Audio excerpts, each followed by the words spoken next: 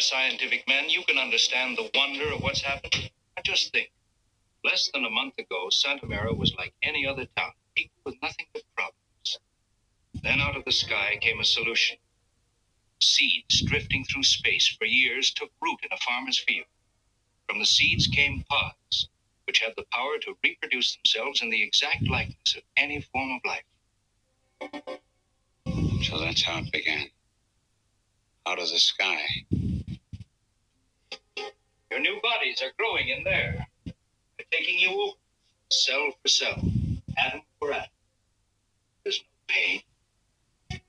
Suddenly, while you're asleep, they'll absorb your minds, your memories, and you're reborn into an untroubled world.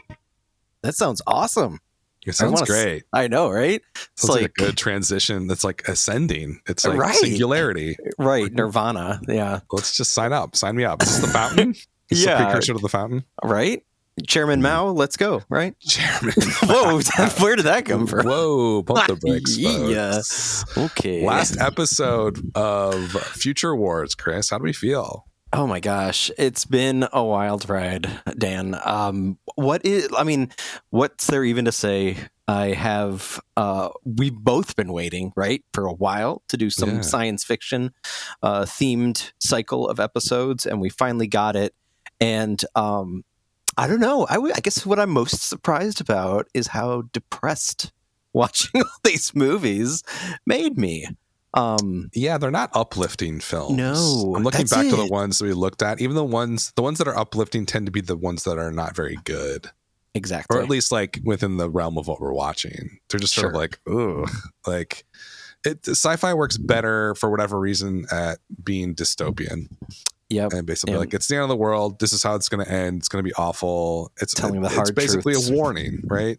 Right. And what do we have for the last episode here? Episode 8, pre-1960s, two classics. Yes. I know. It's been this might be the first episode where we've done double 1950s films. I think so, yeah. We dipped our toes in the water with Rebel Without a Cause for the what was even the theme of that cycle of episodes? 1950s, right? Oh yeah, set in the 1950s. Yeah, set in the 50s. Gosh. So here we are with two movies like Rebel Without a Cause that take place in the 1950s and are from the 1950s. And in addition to that, they're both black and white. We have The Day the Earth Stood Still, the original 1951 release, with the kind of infamous robot Gort. Is that what they call this? Gort? I guess. I'm just going to call it the robot and the alien. The robot. Yeah. Okay. And then Invasion of the Body Snatchers will be our chaser for today, the 1956 original, which has been remade twice.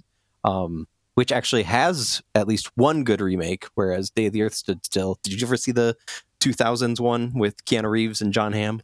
I think I tried to watch it, but couldn't get through it. It's so dreadful. I feel like beyond. All of the... And what was the remake of the Invasion of the Body Snatchers that came out? So the one that's good is 78 with Donald Sutherland. Which I haven't seen that. Oh my gosh. That I have lots of good memories watching that on the Sci-Fi Channel in the 90s. But the more recent ones, Nicole Kidman and Craig David?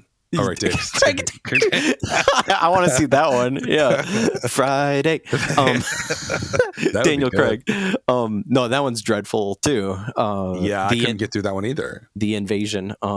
What's the deal? Like, this seems to be pretty obviously like a time capsule type of pair of films, right? And of course, we know what Hollywood does, especially post 2000, diving back and trying to recycle old ideas. But it just seems like it seems like a no-brainer. Like, you should probably stay away from these, especially after they did well with the Donald Sutherland 1978 Body Snatchers flick. But we're getting ahead of ourselves. Let's back up. What is the deal first with The Day the Earth Stood Still? Because I believe you chose this one, right? Did I choose this one? I know it's been too long. I don't even remember. I've actually never seen either of these movies before. What? So it was a first watch for both of these. Okay. The Day the Earth Stood Still, I think I have like memories of certain scenes and obviously the cultural sort of touch points with the movie I sort of knew. But yeah, sitting down and watching it for the first time, I was like, oh, okay. Yeah, I get it. and kind of I was doing research as I was watching it. I like to do that, like really immerse myself in the experience.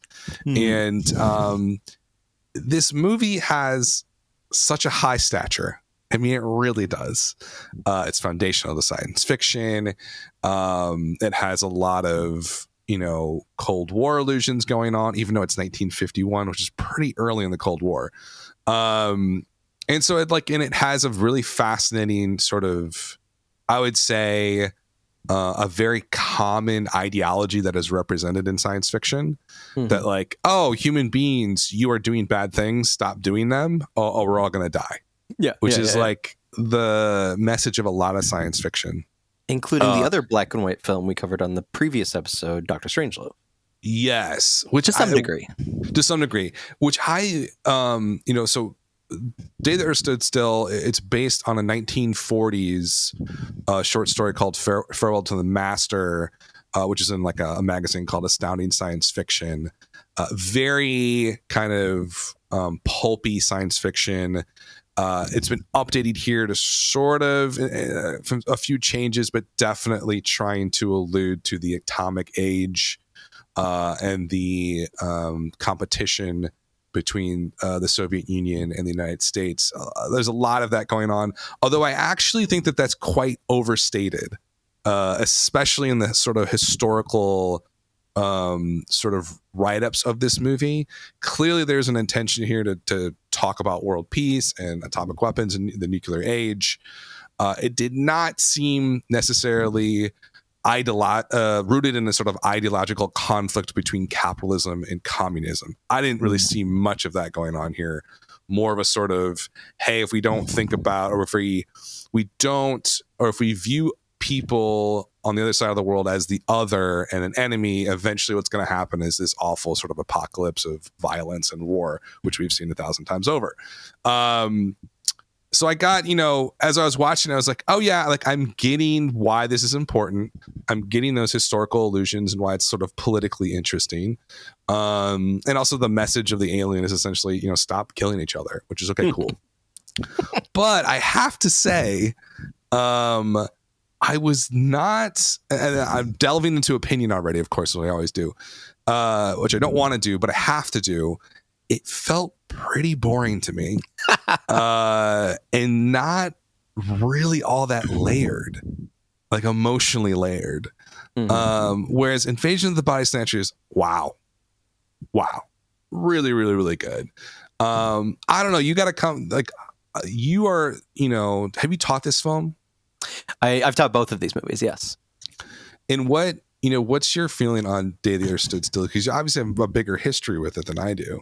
Sure. But I will say, like, I do remember seeing it for the first time in my 20s at some point, just diving into film history. And I think it was one of those movies that, as I was like trying to really get into science fiction, and I talked about this a little bit in our 1970s episode with the Omega Man, where it's kind of like there's just like this hard arrival of like science fiction as something more than just genre work, right? More than just B movies, and that's essentially the end of 1970s with Alien and what have you. But with Day the Earth Stood Still, the reason that it's always stood out to me, first and foremost, is I totally found it kind of boring, almost like Leave It to Beaver-ish upon my first watch. I actually haven't visited in several years. I've shown the scene in class of pretty pivotal one of Klaatu, basically saying, as you said, like, either we're going to meet with you peacefully and everyone's arms are going to stand down, or you're all going to get wiped out. And use that as kind of a metaphor for where so much of science fiction comes from, this fear of the unknown, right? And what stood out to me this time, which is still what I keep coming back to, because I totally get that initial kind of just like bleh reading of the film. I think a lot of things start like that. Robert Wise, the director, is also responsible for like some of the most iconic films of that era. The Sound of Music comes to mind, where it's like it's just so indebted to like a cultural zeitgeist reputation that it's hard to really like dig past that and feel anything underneath it, because it's just so like emboldened. And it took me a long time to really appreciate really the sound of music, simply because it was always that old VHS that my mom watched over and over again. But like trying to like pull yourself away from all of that, and that's what I really tried to do with this watch.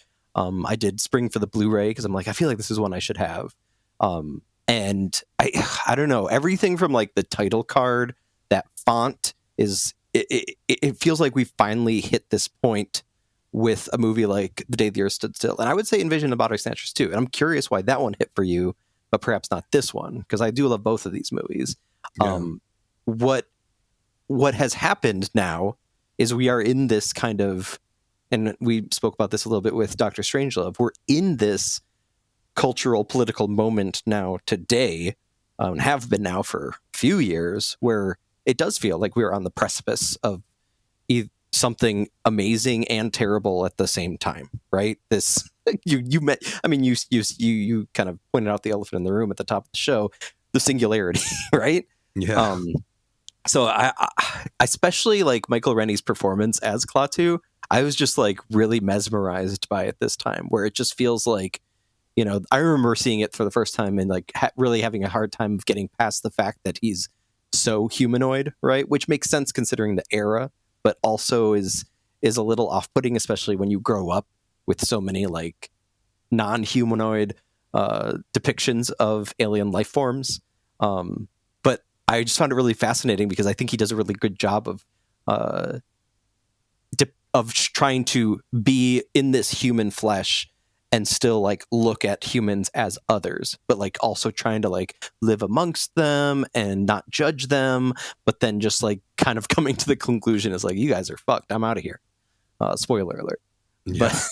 But that's what sticks with me. So I'm curious for you, other than just like the overarching, like it is a very talky science fiction movie. There are no set pieces to speak of other than the alien landing, right? Yeah. And there's like a couple of action moments when like when they first like gets off the ship, he gets shot, and then he gets shot again at the end.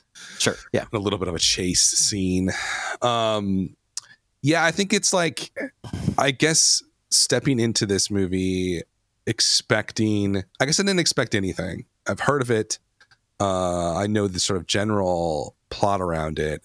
When I'm comparing it to, if I'm looking back over our other movies, like especially the 70s and like 60s, what blows my mind about this one is that like comparing The Day the Earth Stood Still to Doctor Strangelove, which came out 13 years later, how incredibly different the filmmaking style is. Like it's almost a different medium at that point. Like it's changed so much in those 13 years. And I'm looking back at this movie from 1951 and it just feels very, now at the time, of course, like the messaging was pretty interesting. An alien coming down and talking about peace, like that's actually pretty out there. Yeah, it's pretty progressive. And because aliens before that were always like evil and they're going to destroy the world. War of the Worlds, of course. Right, Martians. So ultimately a pretty progressive situation going on here. But it still feels like to me like the film is boxed into a certain studio style of the time that just, like you said, it is kind of Leave It to Beaver. And a lot of the scenes are like shot in that house with the kid and the female, I don't even know the female character's name. And it's like, there's no, I think to me, because one of the main characters here is an alien without any emotion, there's just no emotional weight happening. Yeah. And it's like, that's, for me, it just doesn't, it's never going to work. Right. Unless there's an emotional arc and people are changing and acting. This would be like, it would be funny if you like put this through one of those script writer doctor things. Sure. Like this script would be like, what is this? Nothing's happening. Right. I mean, not that those guys are right or whatever, but it's, I don't know. There's something about it that feels really inert. It just doesn't move at all. And it's like the messaging, I think, while it was progressive back then, to me, when I look at it, it reminds me of like stuff you would see on like Star Trek. Not to speak against it or anything like that. Yeah, like the original Star Trek. Yeah, like a very specific sort of, and someone brought this up on a Letterboxd review, and it's the first thing that popped into my head as well while watching it, is that it feels like a Twilight Zone episode just extended to a feature-length film. None of these are like inherently bad things, but I think for me, looking back at it, what are we, 70 years later, 70 plus years later, the stature that it has within sci-fi and the film community, I'm just not seeing it. Really? I'm not seeing it at all. Like, and it's just like, and it'd be one thing if I had like didn't see a lot of films from the 40s or 50s, but I've like gone back and watched quite a few of them, and I've realized that even if something is in the studio system or maybe in kind of the B movie system, there was still enough freedom back then to do something very interesting and artistic within those confines. And for me, this one, it just doesn't break out of the mold that was around. It seems like a manufactured studio film that has flourishes of interesting things going on, but ultimately still is in that cookie cutter packaging. Okay. I don't think that's unfair. And I think especially with that first watch, if I had my druthers, I would have you revisit the movie in a few years and see if you're able to kind of see past that that sheen. The other thing that it's very much kind of connected with during this time period, for better or worse, is the TV show Lost in Space. It shares a title theme, which is by Bernard Herrmann, and I think that one thing that kind of does, for me anyways, level this movie above that kind of like stock studio system Hollywood output is it's simple. It's the music. This is one of the first movies to include that kind of, one of the first wide release movies, non like shoddy independent movies, but the use of the theremin and the Hammond organ. There's like, I think there's like vibraphones or some other shit going on there. That's always fun for me, and that was part of like maybe the reason I indulged in the Blu-ray, because that audio comes through really beautifully. And then Bernard Herrmann reused that score for the 60s TV series Lost in Space. It also is known as kind of one of the foundational film scores. Danny Elfman citing influence for it, and I'm sure plenty of others. But it's one of those things that, like so many kind of iconic old film scores, like even the songs from Sound of Music, I think kind of get taken for granted because they've kind of the reputation precedes them, right? Yeah, of course. So I'm curious. Now we're going to break it down because I need to like really hone in on what is there, which it seems like at least you agree there is that kind of central metaphor that's really important for this movie, right? And I totally agree with you too about how, upon its release, and even I think probably for several years, because the Cold War, was kind of indefinite for decades here in America, it didn't feel very kind of Soviet driven. I feel like Invasion of the Body Snatchers still feels very Soviet driven, right? There's a lot going on there that seems really pointedly political of that time. Yeah. But so what's going on here? Why is it that kind of, if that aspect didn't fade for Snatchers, but it did fade here, what's the distinction in your mind? Well, I think it's like ultimately like the source material, right? The source material was written in 1940, and it like before World War II, essentially, at least when we entered it. And it's essentially the same plot for the most part. There's a massive change though, which I think is really fascinating. One of the changes is that in the short story, the robot is actually the master, right? As opposed to like the alien being the master and the robot is the servant. Sure. Which is kind of cool, like really cool. Like that's fun. Like that's an interesting sort of like Matrix kind of AI is ruling everything take. But that's a thing that like I really dove into political stuff because I was really fascinated by like, oh, like I've always heard that The Day Stood Still is like this political thing and Invasion of the Body Snatchers is like this Cold War thing. But as I was watching, I was realizing that like, yes, there's allusions to in Day the Earth Stood Still. There are these allusions to the nuclear age and war and conflict, but it's very, very surface level. Mm-hmm. And I'm thinking of the scene where he takes the young boy to see his father's grave, and they have that interaction. And he's like, "Oh, all these men have died in wars." Blah blah blah. I was like, I maybe this is me being very cynical, but like saying that wars are bad and that like that's just not enough of a message for me that like violence is bad. And I also think that sort of messaging in general plays well with the sci-fi sort of audience for some reason, which is why one of the reasons why this movie is, I think, so beloved or beloved, whatever. I can't say words. But like, that's not insightful. It's not intriguing. And like, am I missing another message here that's more than just you guys probably shouldn't kill each other? You know, what I found fascinating, and I think that, once again, pretty valid. I even like remember in this rewatch kind of chuckling a little bit when it gets to this kind of anytime Klaatu is like just dumbfounded by humans' inability to drop a weapon or not like immediately assume that the aliens are hostile. That it's over the top. It's maybe even a little camp. I don't know. It feels the Abraham Lincoln scene. Yes. Oh my God. I'm like, come on. Yeah. But that's kind of, you do have to kind of give yourself over to that what is it? Because maybe it's not. It's like more naive camp, obviously, than deliberate. But there's this. I don't know.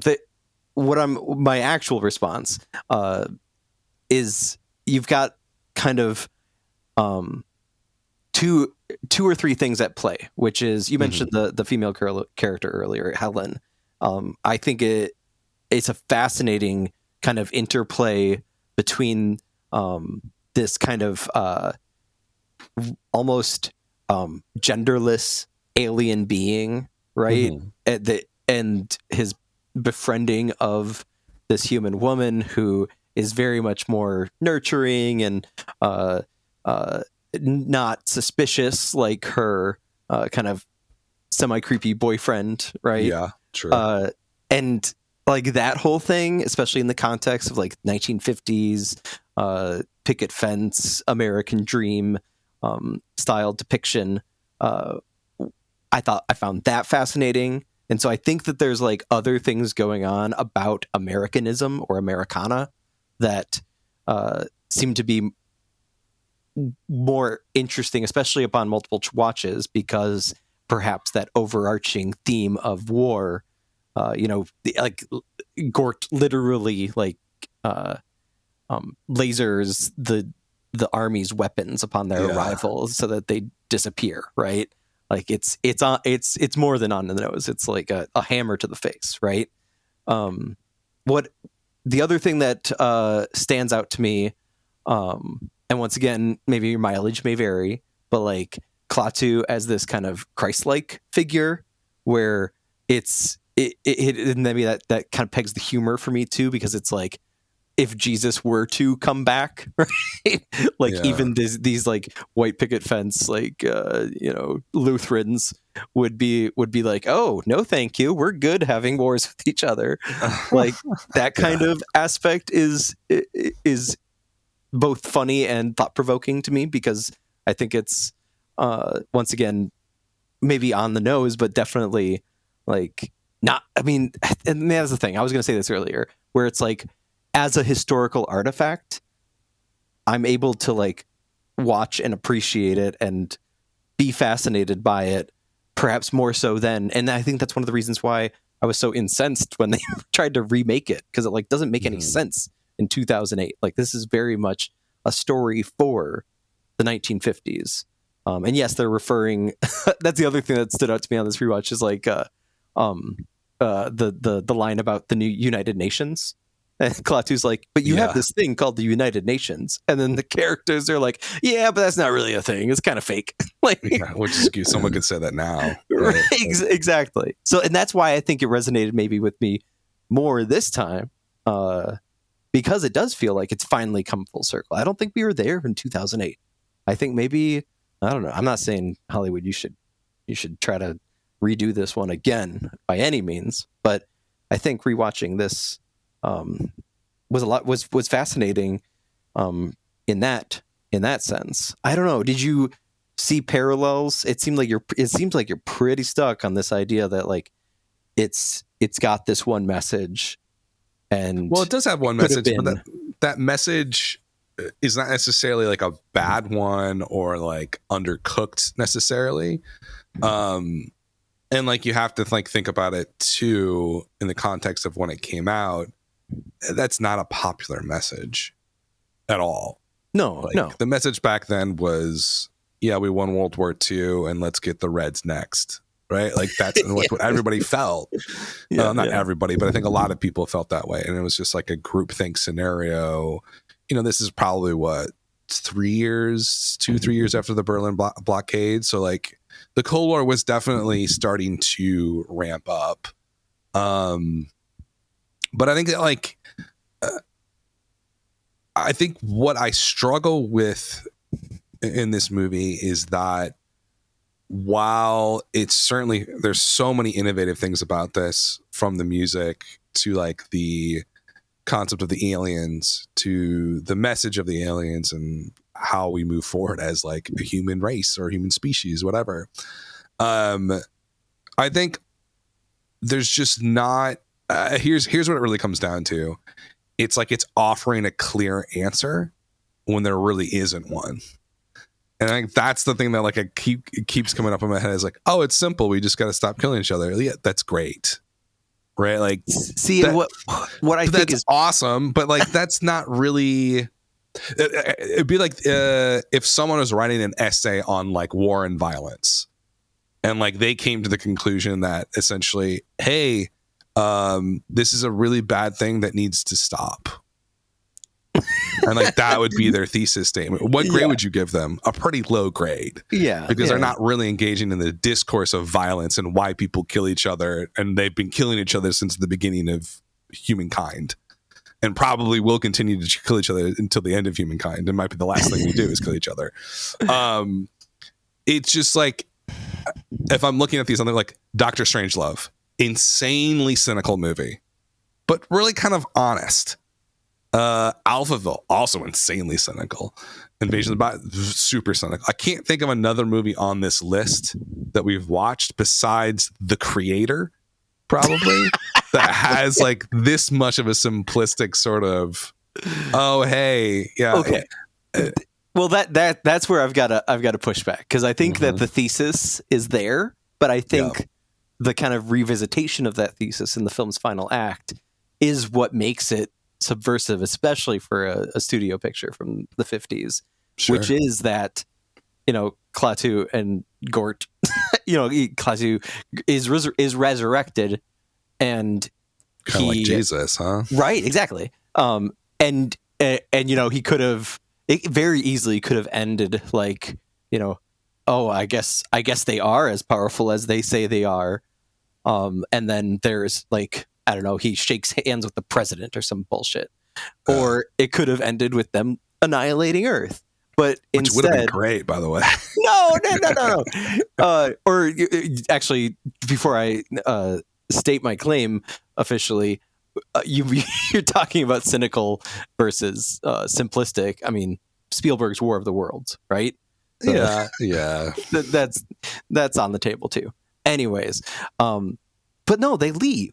It's just like I think that even though it is simplistic on the surface and it's kind of like the logical endpoint, I think that's what makes some of those old Hollywood movies like this one work is because there is unfortunately no answer. Like, it's just like you're left hanging because like you had this grand opportunity to finally have like interstellar connection between two species from different planets, and it's squandered because no one can agree to put down their weapons for a while. They can't even agree to like put down their weapons for a freaking meeting with Klaatu.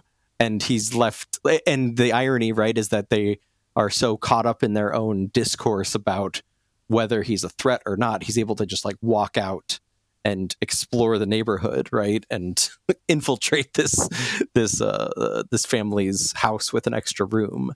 And that, in and of itself, it's one of those things that doesn't really unveil itself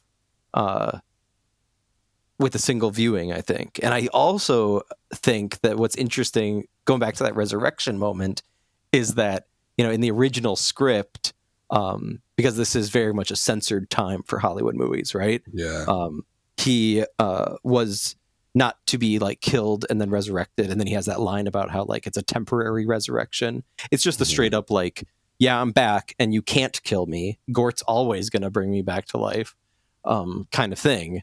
And the MPAA were like balked at that, and they were like, no, you've got to add a line in there about how this is a temporary resurrection. And I think that in and of itself, you know, and that's maybe my own weakness as a movie nerd, when anytime when you can see like the subtext become the text in a movie that is actually about like we're all about control, right? That's part of the disagreement between Klaatu and the various officials that he's attempting to communicate with, and there is no way that people in power are going to give up their control or their power, even temporarily, because of the fear of the unknown. Because there's no way that they think that there's any good way to do that. I don't know. Now that I'm kind of talking this out, I feel like this is just as cynical, but with this sheen over it, this leave it to the beaverness that is maybe obfuscating that cynicism, which makes it even more effective, I think, especially as a historic artifact, but as a film itself. But yeah, I think too, it's like the ending, specifically the ending too, where he's basically like, hey, you guys can do whatever you want on Earth. Yeah. Which is like a libertarian message. Oh. It is. I mean, it is. It literally is libertarianism. It's like, do whatever you want on your planet, but if it gets off the planet, we're going to destroy you. I'm like, okay. It's interesting, sort of like, it would have been, I don't know. I thought it would be like more effective to show like the folly of humanity if he just is like, you guys can't figure it out, so we're just going to like blow your planet up and say peace because you're animals or whatever. You're not capable of self-governance and stuff like that. That would be fun. And I think that, like, I don't know, could you do that back in the 51? Probably not. Probably not. I have like the stupid, like, nah, you can't destroy Earth. But yeah, I mean, I get it. Yeah, it's maybe something where I need to just at least go back to it and revisit it a little bit more, because a lot of the context of your time, I was just sort of like, I was like lulled by the pace and kind of flaccid energy of the movie, you know?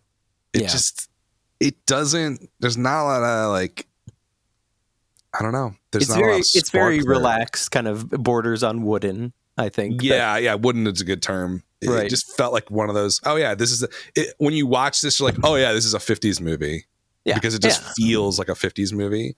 Whereas like Strangelove or Alphaville or Invasions of the Body Snatcher, they feel something beyond the time that they were made. Right. Science fiction movies in general, especially the ones that have stood the test of time, generally feel like they're ahead of their time. Like they were made ahead of their time. Exactly. No, I think like, this one, the thing that like, the only reason I'm sticking it to this movie as much as I am, because it's so highly regarded. Sure. Right. Yeah. It is considered a classic. It is preserved by the National Film Registry as like one of the greatest sci-fi fiction films ever made. science fiction films ever made. Yeah, it's just one of those things where it's like, like I want it to be a 5-star film on Letterboxd, and I'm like, it's probably like a 4. Oh yeah, no, I think I logged it as a 4 this time around. Yeah, maybe 3.5, 4. It just doesn't have like the. And I think that's always my issue, is that when I go into a film where it's so highly lauded and regarded or whatever, and I just don't feel that thing I feel when I see a great movie. I just don't like when I see like Terminator or The Matrix or Mad Max Fury Road the last time. I was like, you feel this greatness when you watch it. And Dr. Strangelove is the same thing. But with this one, it's just like, okay, cool. Like this is it's a fascinating movie, an interesting time capsule, but it's not what Scorsese would say is pure cinema, although he would say this is pure cinema. I don't know. I think maybe that's one of the reasons I am drawn to it, because it does feel like it straddles this line between a couple other kind of fun facts before we transition into focusing on Invasion of the Body Snatchers. To bring this back to Robert Wise as a director, there's an interesting essay with him later in life after he had retired, and there's a particular essay by James Shaw that said when the movie was released, he thought that it kind of showed this purview of what at the time were referred to as, quote, New Deal Democrats. And he said it was to, quote, seek and impart a rational response to the McCarthy era following World War II. And the interviewer asks him, do you think this is accurate, or is it a classic case of film critics overanalyzing? And without a beat, Robert Wise says, overanalysis. And he said that it was just as in like the mill that was the studio system just came across his desk, and like it's even the deckhead in this transcription of the interview. It literally just said, yeah, sure, I'll do it, because he hadn't done sci-fi yet, and it was kind of starting to become the rage right at that time. So it was kind of like this incidental, iconic film, which as you know, we've mentioned several times, you can kind of see in the way that it's filmed, to the very down to the very notion of like they're not trying to make Gort really look anything different than what you might see on like a Flash Gordon serial or something during this time period.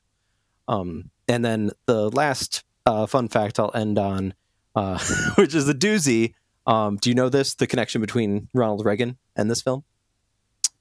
Didn't it make him want to like talk to the Russians about aliens? Yes, exactly. Yeah. It's insane. I mean, obviously we know Reagan was insane and evil, but he had an anecdote where his curiosity was piqued, and I don't think it was unlike a lot of presidents, and like he's acting in these kinds of movies, right? Early in his career before he transitions to politics. But Colin Powell, who worked for him at the time, said that he would consistently ask the military about any encounters with, quote, little green men. And then he even brought it up to Gorbachev in 1985 at the Geneva Convention and said to him, I occasionally think how quickly our differences worldwide would vanish if we were facing an alien threat from outside this world, making a direct reference to the day the Earth stood still. So I mean, tear down this wall. Is that really I don't know. I feel like Reagan's overanalyzing even more so than that film critic. Also, the ending of Spoiler Alert, Watchmen. Oh, right? Yeah, exactly. Right. Which I'm going back like, is that really as good as I thought that it was? If this right? I think Alan Moore maybe might have been a fan of this movie. Yeah, cribbed this whole plot. No, Invasion of the Body Snatchers. What's your history? I've never seen it before. Yeah, so I've seen The Faculty many times. Right, which definitely owes a debt to this movie. Yeah, I've seen this movie more than I had seen Day the Earth Stood Still. Especially because it was like one of the first movies free on YouTube back in the late 2000s.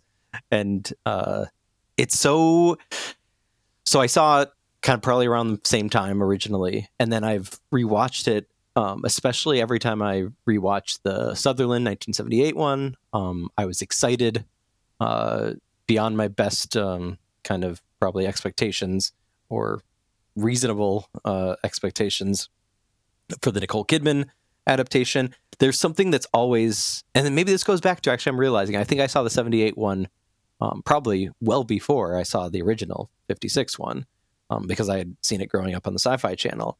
And the image that had always kind of stuck with me, which is not too far removed from the 56 version, is that idea of the pod, right? The alien life form regrowing or regenerating itself in the likeness of its human counterpart. There was something about that concept that always just like felt so much scarier to me than any other, generic monster movie, ghost movie, whatever. And I think it comes down to what makes this movie stand the test of time for me, and just the premise in general, is that I think it almost feels like it has this Truman Show effect style, or like Avatar. Totally. Like, I never understood the Avatar thing, but I totally understood the Truman Show thing, right? Where it's like, you start like second guessing everything.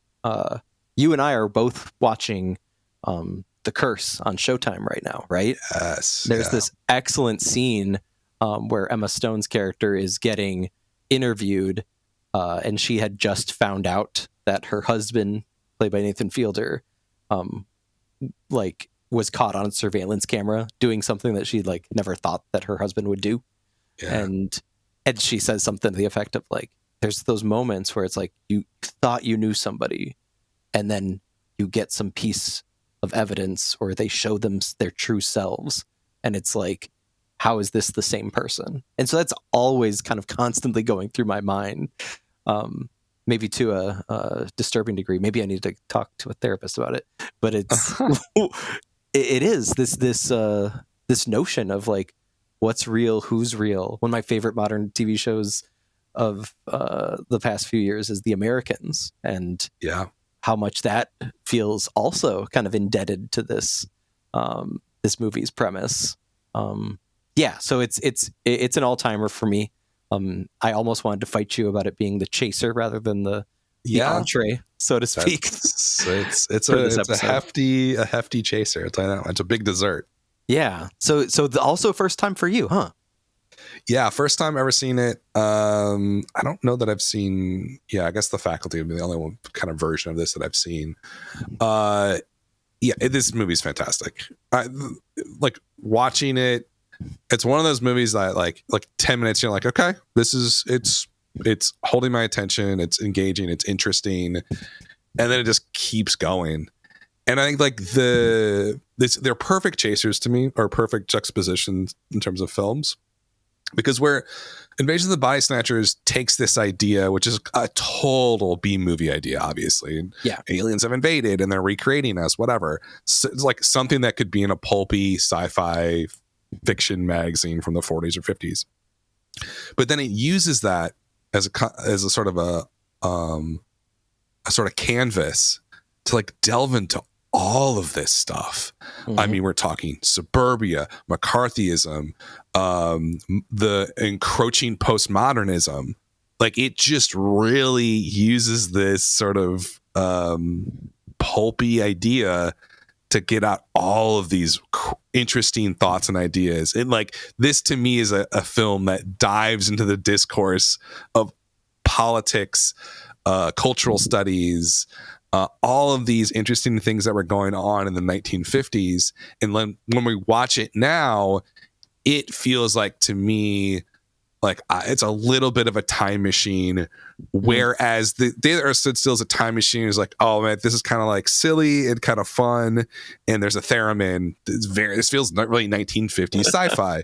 Yeah, Invasion of the Body Snatchers feels like, oh man, we're still dealing with all of these problems, and like Like there's even like allusions to a mass mental health crisis that was not even acknowledged in the 50s that was going on at the time.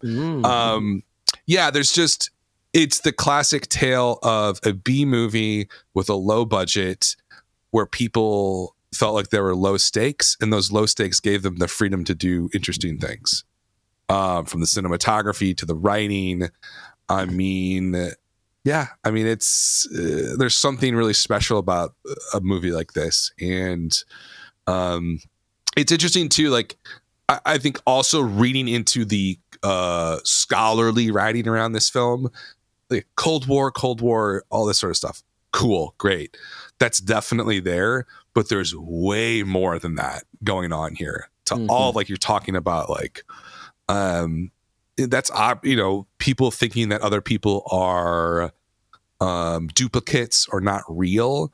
Like that's a really interesting. Well, number one, that actually happens with people all the time. It's a mental illness. It's an actual symptom of mental illness. So it's something that people actually feel and is like a real thing. And, it's like, it's interesting in that, again, ridiculous concept treated in a realistic way. And the realism of their responses to this ridiculousness is really where the meat of the film is and where it's so fascinating to me. I don't know. It felt totally different than The Day There Stood Still, whereas that felt like to me 1950s sci-fi. This feels like to me like, oh, this is like a really good horror film and kind of noir too at the same time. I don't know. I mean, what did you do you see? I mean, first of all, the question I have to ask, do you feel that big of a distinction between the two as much as I do? Yeah, I think so. I think it's interesting that they're from the same era and essentially reactions to the same thing, but one very much feels, and it's only 5 years difference. Yeah. This is like one of the major stepping stones into really like sophisticating science fiction, and also while still retaining very much so much of its genre-ness, which is interesting because I don't think you really see that in, we mentioned this briefly on the Doctor Strangelove episode, where it's like, this is so obviously a comedy, and yet it feels like kind of underplayed, like it's its own genre almost. It doesn't really fit in. This movie very much fits into that whole kind of paranoia and metaphorical unease of America during that time period, and yet it's also like it could be easily misconstrued and thrown away as a B movie, because there's such entertainment value in it. There, like you mentioned, the noir aspect, like it starts off with a bang. It does like the rewind, let me tell you like how I got this way kind of storytelling structure that's playful and engineered specifically for like a mass audience. And yet these themes are so prevalent of I think your mention of postmodernism is fascinating because while it's so obvious, I don't know if it really hit me until you said that, where it's like, yeah, this is like Baudrillard, like simulacrum to a T, right? Yeah. Well, there's that. There's not only that aspect of it, so the duplication and sort of the shallowness of image and all that kind of stuff, right? But they also explicitly state it that like essentially people are disengaging from the world because it's too complex and it's too confusing. Yeah.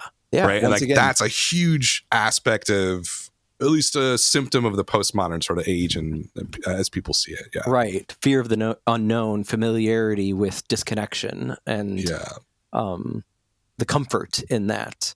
Going back to our cold open, I think that the film probably resonated with all sides of the political aisle, because it was easy to see yourself, whether you were left, right, liberal, conservative, as both tempted by this notion of disengagement, of finding like sameness and true equality, blah blah blah, and yet also very much like, oh my gosh, yeah, this could be very dangerous, which makes the film thorny, and that's kind of part of the fun of it. Is like, I think unlike Day the Earth Stood Still, which is very forthright in its, like you said, message of anti-violence, this movie is a little more like, yeah, we probably should all be suspicious of each other. And that's kind of fucked up. Like, how do we reconcile our own political views and new understandings looking back, right? Like, what did Arthur Miller must have seen this movie before he wrote The Crucible.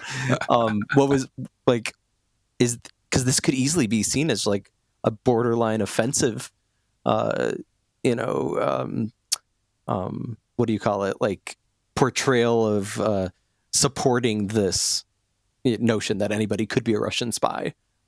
Your next door neighbor could be, like the Americans. Yeah. Well, because it plays it's great because it plays it both ways. Exactly. Yeah. You know, it kind of seems like an argument for McCarthyism and then against it in the same moment, because it's ultimately, I feel like the film and the writer, who was Daniel Mainwaring, I don't know him. He wrote Out of the Past, I think. Oh, okay.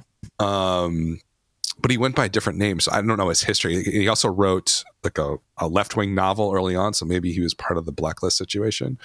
I need to know more about him. But clearly what he was writing here is like, it's a screenplay that has not a lot of answers. And it's a lot of gray area. And for whatever reason, that to me feels like a deeper emotional experience while watching it, because ultimately, like, we get out of these movies and stuff, it's just like it's escapism for us. It's a chance to go to a different time, different place, and hear different voices. And like when I watch Invasion of the Body Snatchers, it's like, oh, this feels connected to my actual life, right, on some level, because it is that gray, and you don't know who to trust and not to trust, and there isn't never a clear answer as to what the next step forward is. Whereas, you know, like Day That Stood Still, it's kind of wrapped in plastic and it's got like an answer for you.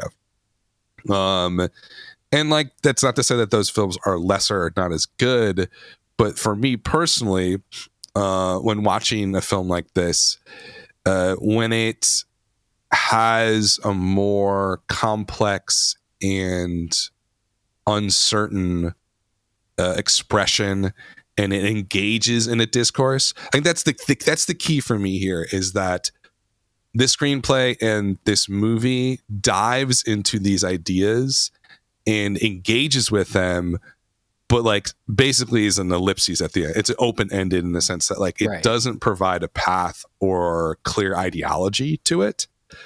That for some reason is more enjoyable to me than, you know, maybe something that has a clear-cut ending. That, you know, there are no clear-cut endings, as we know, but pretends that it does. And in this one, it's just sort of, it still feels alive to me. That's why. Yeah. It still feels alive, whereas The Day That Stood Still, again, wrapped in plastic, wooden. Yeah, it's a nice thing up on the shelf in the museum, but it's not about actual life, right? But this one feels still like it has its tentacles in everyday existence, if that makes sense. Yeah, totally. And I mean, I think that's probably one of the reasons why it was so tempting for studios to try to remake it. And even, I think The Faculty could be part of that. But it's not near, like, The Faculty is a great movie and all. Like, it's a tight night. This is a tight 80, by the way. Oh, yeah. 80 minute, which is just, come on, let's go. It's like Detour. It's just like, I don't know, 70 minutes. Yeah, exactly. It's, I don't know. Like, let's talk about The Faculty really quickly. Really fun movie, interesting movie, has the same concept, but does none of what this movie does, right? No. But I think the kernel of what's there that I think makes, and I feel like the Faculty is getting kind of revisited and appraised especially on Reddit. Recent years. Is that you're basically taking that central metaphor of suburbia and then placing it into the high school, and this idea of teen unease around authority figures and the discord between the two, and how difficult it sometimes can be to see the difference between a monster in front of you and just like somebody who's older than you and has power over you. Yeah. So I think that's kind of a fascinating just retelling of that from this 90s perspective. And I think that another thing that is to note, just to circle back to the asking questions more than offering answers, is that while studio involvement, or I should say that was the MPAA involvement in changing the detail at the end of Day the Earth Stood Still, the studio Allied Artists came in to basically insist on a more ambiguous ending, because in this one, Siegel had envisioned a pessimistic conclusion, yes, right, where they would be left, the couple standing in the midst of the busy highway, screaming out warnings, and nobody would listen to them, right? Yeah. So this one is a little more kind of wrapped up, but still open-ended enough to kind of suggest that possibility, while also like making it a little more palatable for wide audiences. And I do think that like one of the things that also helps it stand the test of time, not just as a premise, but as a text itself, is the fact that I don't know, like when I watch this movie, no matter if it's put on in the background or I'm like giving it my full attention, and I've done both, and I'm not really like a background watcher kind of person, like you, like I know you are, and yet it's still one of those films that like even if I can throw it on the background, there are moments where it's like you can't not watch it. And one of the things that I guess the scene, to be a microcosm example of what I'm trying to say, is for instance when they're all gathering around the maybe corpse in the living room. It's on, set out on the table. Yeah, that eventually becomes the husband of that household. And I don't know, there's something so kind of disquieting, not just about the premise and this idea of where did this body come from and why is it starting to look more and more like somebody I know or like me. And the way that whole scene is framed, and this kind of circles back to your comment about it having one foot in sci-fi and one foot in horror, where you can't deny like being caught up in that hysteria. I think that's one of the things that makes it not fully a B movie, is like when a character is hysterical here, or when a character is just like even, curious, bordering on hysterical, you empathize with that. And it feels like something that could easily, happen to you. And it's such a ludicrous idea, such a completely unrealistic phenomenon that's happening in the town, that you feel yourself kind of going crazy with the characters. Yeah. And there's very few movies that I think do that effectively. And I think that, I don't know, I'm trying to think of like a equally as good. The only thing that comes to mind is like Ray Liotta in Goodfellas, but that involves a lot of cocaine. So like without substance abuse, I don't know if there's a better movie that does that, of like makes you feel like you're losing your minds along with the characters. I would say the opening of The Matrix, like the first. Oh yeah, that's good. That's good. That was like my favorite part of the opening of that movie, because I feel like you feel like you're with him and you're like, what is happening? Like what is White Rabbit, all this crazy stuff. You really step into it. That's another simulacrum movie, right? So. Yes, another one. What do you want to say about, it's the end of the cycle. Future Wars, a lot of The Crater, Dune, Mad Max Fury Road, The Purge, War of the Worlds, The Road, The Matrix, Starship Troopers, The Terminator, Aliens, The Omega Man, Zardoz, Doctor Strangelove, Alphaville, and now The Day the Earth Stood Still and Invasions of the Body Snatchers. Have we learned anything on this journey besides that sci-fi is really sad and depressing? Yeah, I'm curious. I think I have to speak to it a little more because I kind of opened the show with it. The thing about the like depressing nature of like seeing all these connections between the genre, and I think one key aspect of it, which has gotten kind of hazy, but was part of the deal, is like this isn't just science fiction. This isn't just, a conflict that involves robots, aliens, or somewhere in between.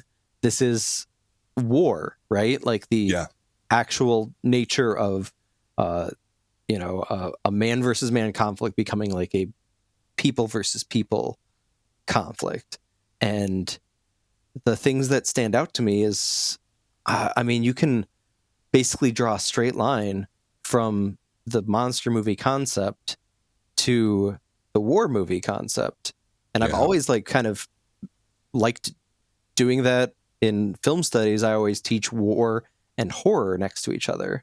But I guess I didn't really see until, especially talking about Invasion of the Body Snatchers here, how closely intertwined sci-fi and horror are too. And it's like this trifecta almost of like, war is the horror of mankind, science fiction is the horror of the future, and horror is the horror of the unknowable, of the extra dimensional, perhaps.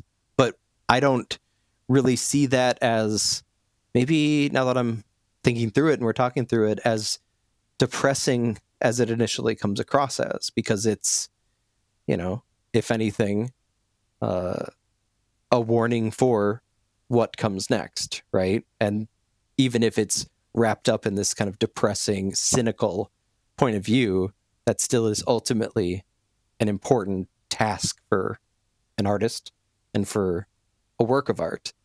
Because I don't know, maybe Mr. Gorbachev did tear down that wall because Reagan saw the Earth's dust. Well, I think to kind of build on that, the sci-fi genre that we sort of covered here, and always, relating to war of these movies, it's just a different kind of palette to sort of discuss important issues. And it lends itself better to political discourse and sort of social or cultural criticism. It does parallel horror a lot. And I think with some of these movies, especially the earlier ones, where sci-fi was not, maybe even through the 80s, was not super well respected as like an Oscar caliber film or anything like that. Mm-hmm. It offered the freedom to discuss those things like nuclear war and whether you can trust other people in your life or not. It's like political discourse on some level. It offered a platform to do that. And all the scary big stuff that's involved, they're like, that's all part of it, but it's another kind of form of fantasy, where it's like you're just taking fantasy and you're overlaying it. It's basically the concept of fantasy of creating wherever you want, but the clay of what you're creating with is like your actual life and reality. Right. And so like it's a really fascinating genre that allows a ton of freedom, but doesn't feel so disconnected as like maybe Lord of the Rings would feel. Where it's like, oh, this is a different world with different characters and magic involved. It's kind of like maybe like a magical realism type thing where it's like, we're here, this is our life, but here's how it could play out. Here's how the direction it could go in. And therefore it gives these films a little bit more, it gives them more grounding, and it gives them a little bit more weight in what they're discussing. And it's fascinating. It's like, I've always loved sci-fi films ever since I was a little kid. But like looking at them now and going through this series, it's like, oh, I kind of get it. Essentially, it's a way for like nerdy people to just think about how things are going to play out and kind of tell a good story while doing it at the same time. And if, the type of person where you're not disconnected from the news or politics and you're worried about, what's going to happen when your kids are your age, all that kind of stuff, it does sort of lend itself to that sort of imagination of the future and sort of worry of the future. and it's just an expression of that at the end of the day. But yeah, it's a really fun genre. And I'm really glad that we did this cycle because I had a lot of fun doing it and visiting these films again. Yeah, except for the creator. So no thanks for that one. Crazy. You're gonna look back on the creator in 20 years and be like, yeah, AI was right. Everybody should get their Apple Vision Pro, whatever it's called. Oh no! Just pop it on and just let's call it a day. It's over. We lost. AI and computers won. Disengage. Upload me into the cloud right now. Yeah, corporeal forms overrated. Yeah, who cares? You ready for the final round of trivia? Speaking of, let's do it. Ending your life. Yeah. I feel like I've gotten slightly better. You have, Dan, and I'm proud of you. Thank you. The 50s is rough though, dude. Do you want the easy ones or the hard ones first? Start with the easy. I need to build my confidence. Good. Yeah, good idea. All right. So, this one. Remember, the idea here is keywords, 1950s films, other than the two we discussed on this episode. Can you guess it before I run out of keywords? The Bingo Maru. Disaster Relief. Oxygen Destroyer. Oxygen Destroyer? Radiation Sickness. The Thing from Another World. Oh, that might be coming up later in the round, but okay. Not this one. The Blob. No. Okay, nuclear weapons testing. Nuclear weapons testing. Them? Oh my God. No. I guess I got to pull out the big guns. A movie featuring this title character is currently in theaters worldwide.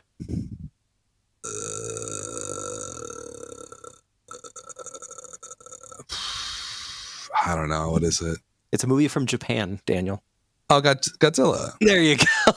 Okay. Technically Gojira, but I'll accept Godzilla.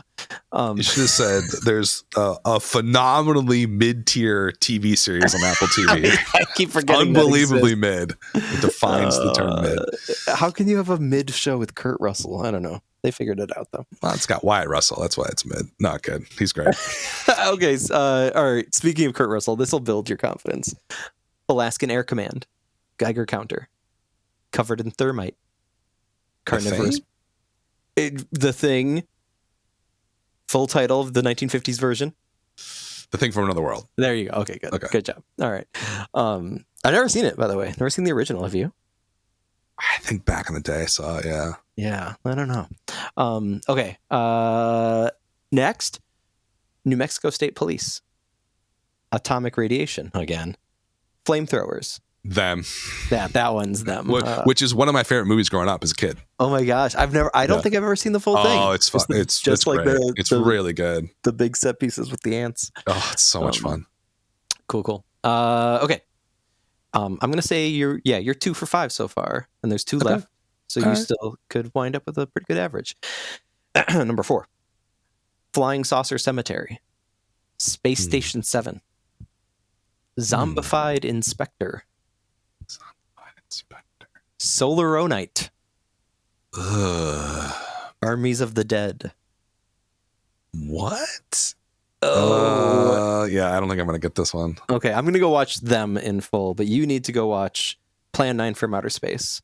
Oh, yeah, I should have gotten that one. Yeah, although I don't know that much about that movie, to be honest with you. Oh, my God. It's a hoot. Okay.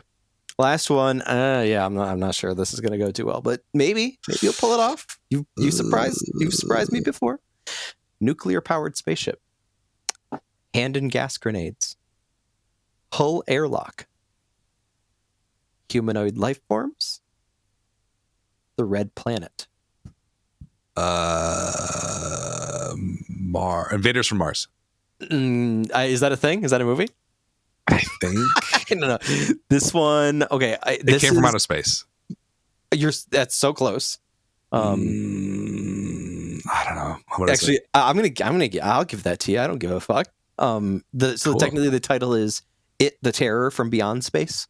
Okay. All right. And so this movie is notable in particular because it was the original inspiration for Dan O'Bannon's screenplay for the original Alien movie, which is one of my favorite films. Mine too. So there we go. Want to tease the next season? Oh my God, cycle. We've got to. I want to say season. Yeah, maybe we need to just give in and start calling them season. What are we doing? What are we doing next season? We are, and I kind of foreshadowed this a bit earlier, referring to The Day the Earth Stood Still, camp cinema. I'm so scared to do this one, speaking of horror. But we are excited to delve into what exactly Susan Sontag actually meant when she originally wrote Notes on Camp back in the day, and how that has been prevalent ever since the 1950s. It's also going to culminate in our 100th episode. What? That's crazy. Yeah. That's so amazing. The last episode of the next season, Camp, will be our 100th episode. So I'm very excited. It's going to be a lot of fun. A lot of different movies, different genres all over the place. Or we'll have some old friends back on the show. It's going to be a lot of fun. It's going to be a nice change of pace from the dark sort of awfulness of sci-fi sometimes. But I'm very, very excited for the new season. Thanks for listening. This has been Film Trace.